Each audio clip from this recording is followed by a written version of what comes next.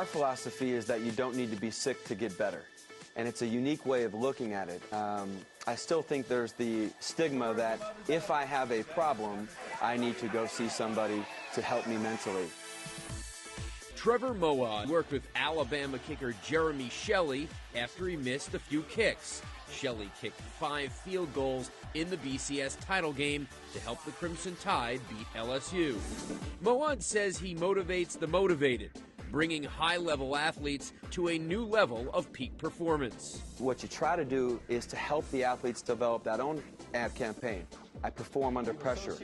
I want to be here. This is my time. Because you can't control the way the coaches are going to communicate to the players as an athlete, but you can control the way you communicate with yourself. Golf and tennis have traditionally been sports where psychology has been embraced because of the time spent in between strokes and points. The average point in tennis is about 7 seconds, and time between points is about 28 seconds. So if you look at a 2-hour match, you're only actually playing about 13 minutes of tennis, and you've got an hour and 47 minutes in between points. While not every team employs a psychologist, many now do, including teams that have won championships in recent years.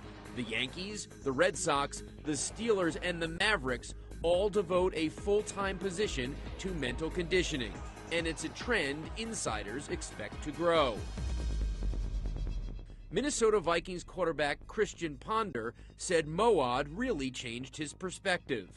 I didn't really think too much about it. I was more focused on the physical part of football, and Trevor really opened my eyes to it, and I think it's huge. I think it's a way to separate yourself, gain a competitive edge on your opponents.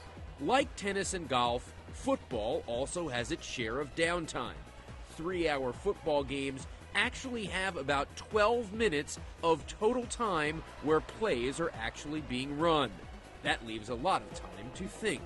I think mental toughness is huge, and you got to have that mental sharpness to be able to compete and to have that competitive edge. And you always got to find something to put yourself over the top. I think now a lot of people are looking into that mental world, and it's kind of untapped, and people are starting to look at it and make it into a big advantage for them.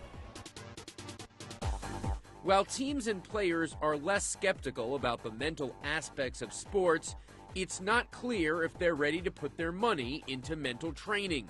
I don't think enough coaches have a broad enough understanding that it's even available or that you can train it. I think it's still specifically related to problem-based. And that's where I think guys like Nick Saban or Jimbo Fisher have taken a proactive approach. I think that remains to be seen whether or not this will grow, but I certainly think the need for it is continuing to develop.